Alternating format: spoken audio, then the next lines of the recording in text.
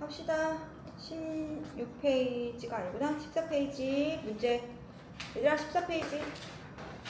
자, 만두의 심리로 적절한 거 찾아보자. 몇 번이에요? 1번에 소단원 체크.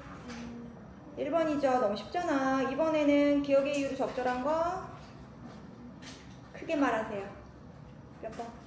2번이죠. 아들 빨리 만나고 싶어 마음이 급해서 그런 거예요. 3번에는 불안감 느끼고 있는 거죠. 불안. 4번에 2번. 5번에 대답해야 맞나 틀리나 알지. 몇 번이에요? 1번이에요. 1번. 자기에게는 남들에게 숨겨야 할 부끄러운 상처이기 때문인 거야. 6번에 4번이죠. 7번에는 3번이죠. 네, 내용 나온 거야. 자, 그러면 자, 이렇게 개천을 건너가지고 읍으로 갔어. 자, 읍에 가서 이제 어디를 가는 거냐면은 주막을 가. 일단 주막이 뭐야? 주막 알아? 수영집. 뭐 밥도 팔고 술도 팔고 하는 뭐 그런 곳이었어. 그런데 이제 예전에 조금 있었고 지금은 사실은 그런 어디 민속촌이나 가야지 이렇게 주막이다라고 이렇게 표현을 하잖아, 그치? 그래서 이 주막을 이렇게 갔는데 항상 이렇게 조금 읍에 나올 때마다 들르는 단골집이다라고 되어 있어. 그러니까 여기에서 주막이 주는 의미가 있어, 얘들아. 주막 동그라미 해놓고요. 그렇게 잘 들르는 단골집인 것도 있지만 이 만두가 좀 마음을 이렇게 편히 쉴 수 있는 그런 공간적인 의미가 있다고 생각하면 돼. 아, 마음 편히 쉴 수 있는 그런 어떤 마음의 위안을 주는 편안한 장소다. 편안한 장소 이렇게 보면 됩니다. 그게 이제 주막으로서의 역할임을 알아야 합니다. 아셨죠? 자, 그래가지고 이제 예사로 뭐 농이라는 건 이제 농담 주고받는 그런 사이인데 술방 문턱을 넘어서면 이제 만도가 막 서방님 들어가신다 막 이러면 서로 뭐 문둥아 이러면서 막 이렇게 친근감을 이렇게 표현을 하는 겁니다. 자, 그래서 이제 한번 가볼까 했는데 사람이 많아 보이니까 이제 그럼 돌아오는 길에 들러야지 하고 간 거예요.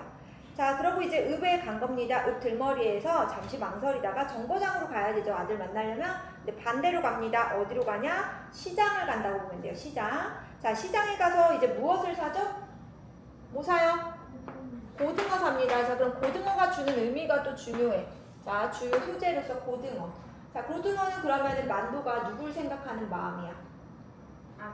아들인 진수를 생각해서 산 거지. 그럼 고등어는 만도가 진수를 생각하는 어떤 애정이자 사랑을 상징하는 소재겠구나 라고 보면 되는 겁니다. 알았죠? 그래서 중요한 거예요. 써놓으시고요. 자, 그것을 이제 달랑 들고 정거장을 향해 가는데 겨드랑이 밑이 간질간질한 거야. 자, 우리 뭐 간지러울 때 있잖아, 그치? 그런데 이 겨드랑이 밑이 간질간질거리지만은 어떻습니까? 이 사람은 팔이 한쪽밖에 없지. 그러니 고등어 한 손 들고 있는 그 팔로 긁을 수가 없는 거야. 그러니까 이런 내용을 보여주는 건 바로 뭐야?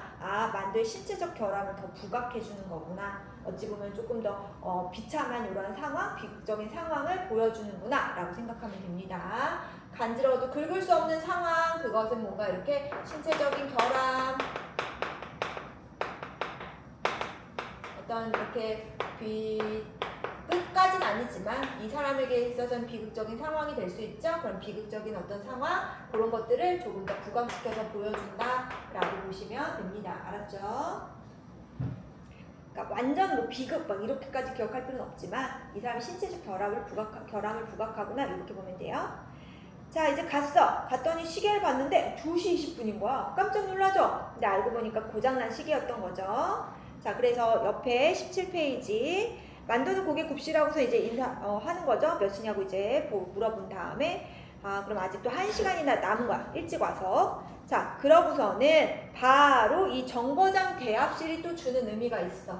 자, 이 정거장 대합실에 이제 앉았더니만 뭐가 생각나요? 너네 읽었잖아. 뭐가 생각해? 어디로 가? 그리고 자신의 뭐를 이제 떠올리잖아. 죽진 않았어. 과거 해상. 그러니까는 정거장 대합실에서 과거 해상을 하는 거니까 과거 해상의 매개체가 정거장 대합실이 또 되는 거야. 알겠지? 과거 해상의 매개체 정거장 대합실이다 라고 생각하면 되는 거예요. 자, 그런데 이 과거는 어떤 과거야? 막 즐거운 과거야? 아니죠. 자신에게 있어서 비극적인 상황이 벌어졌던 그런 안 좋은 과거야. 바로 정거장 대합실의 의미의 핵심 포인트 나왔지? 진수를 마중 나간 장소이자 만도의 불행한 과거와 연관된 장소야. 그래서 옆에 기억하세요. 만도가 과거의 일을 떠올리는 계기가 되는 거다라는 거 체크해 놓고요. 자, 그렇다면은 이제 아문단 보면 바로 이 정거장 마당에 100명 난짓한 사람들이 모여 웅성거리고 있었다 했지. 자, 여기에서 그럼 구성 방식이 나오지. 현재였었어, 그렇지? 그런데 어디로 넘어가요? 과거로 넘어가죠. 자, 그럼 이거는 어떤 구성 방식이라고 그래? 우리가 시간에, 우리 그 동화에서 했잖아. 시간의 흐름대로 이렇게 앞에서 뒤로 이렇게 가는 거. 그러니까 과거, 현재, 미래여야 되잖아. 그치? 근데 그렇게 가는 건 순행이라고 하는 거야. 그런데 지금 여기는 거꾸로 왔다 갔다 하지. 그럼 이런 걸 뭐라고 해서? 역행적 구성 방식이라고 하는 거야. 그래서 역행적 구성 방식을 취하는구나. 자, 밑줄도 긋고 필기도 하면서 들으세요. 라고 보시면 되고요. 자, 기차 기다리고 있는데 모두 자기네들이 어디로 가는지 모른대. 자, 그러면 어디로 가는지 모른다 밑줄 긋고 여기에서 나타난 사회문화적 상황이 나타나는 거지. 그치? 왜? 이 사람들 어디 가는 거라고 해서 아까 선생님 잠깐 얘기해 줬잖아. 일제강점기식에 징용을 끌려가는 거지. 아, 징용에 끌려가는 것이었구나. 일제강점기 시기였구나 라는 것을 확인할 수가 있는 것이고, 그때 징용에 끌려가는데 어디로 가는지도 몰랐구나. 이렇게 보면 되는 겁니다. 알겠죠? 사회문화적 상황. 그렇게 사람들이 영문도 모른 채 징용에 끌려갔던 그러한 현실을 보여주는 것이고, 자, 그래서 그 당시 어디로 갔겠냐? 자, 어디로 갔던 것 같아 보니까 주로 징용, 북해도, 탄광도, 남양, 군도, 덜어는 어디? 만주 이렇게 가기도 했다라는 거겠죠. 자, 그러면서 이제 기다리고 있는데 뭐 그냥 그러려니 어디든 가겠지 했던 거야. 그런데 마음이 좀 안 좋아. 왜 안 좋아? 누가 있었어? 옆에 마누라가 있었는데 한눈도 안 팔고 자기만을 쳐다보는 거야. 그러니까 그럼 또 여기서 나타난 사회문화적 상황이 뭘까? 아, 이렇게 징용에 끌려가면서 가족과 뭐를 했다? 이별을 했구나 라는 것도 확인할 수가 있는 것이죠. 이런 사회문화적 상황도 다 확인해야 돼. 알겠지? 자, 그러면서 플랫폼으로 나가면서 뒤를 돌아보니까 마누라가 막 울밖에서 수건으로 이렇게 코를 눌러대고 있었대. 왜? 슬프니까. 그치? 자, 그러니 그 모습을 보니까 자기도 어떤 거야? 마음이 안 좋겠지? 그래가지고 일부러 쳐다보지 않고 있었는데, 자, 여기서 또 이제 만도의 성격이 나타나는 거야. 목적지도 모르고 가족과 헤어지면서 우울한 채로 이렇게 어떻게 보면 슬픈 채로 끌려갔잖아. 그치? 그런데 뭐래? 점점 새로운 풍경이 날아드니까 기분이 괜찮아진 거야. 그치? 아무렇지도 않아지더라 라고 나왔어. 그러면 만도의 성격 뭐라고 할 수 있을까? 낙천적이고 또 약간 금세 뭐 하는 것 같아? 상황이 적응을 잘하는 거지. 그치? 아, 적응력이 뛰어나구나 이런 식으로 생각하면 되는 겁니다. 만도의 성격. 그래서 여기서 핵심 포인트 세 번째, 당시의 사회문화적 상황 꼭 알아야 돼요. 그쵸? 징용에 끌려나가는 사람들이 있었구나. 아, 남양군도로 북해도 탄광 만주로 가면 좋겠다는 이런 사람들을 통해 강제로 끌려가는 것이어서 목적지를 알지 못했다. 요거 확인할 수 있고, 그러면 이 시기는 언제다? 일제강점기 태평양 전쟁 시기다 라는 거 꼭 알아야 됩니다. 알았죠? 자, 그러면은 옆에 문제 풀었나? 풀었지. 자, 8번 몇 번이에요?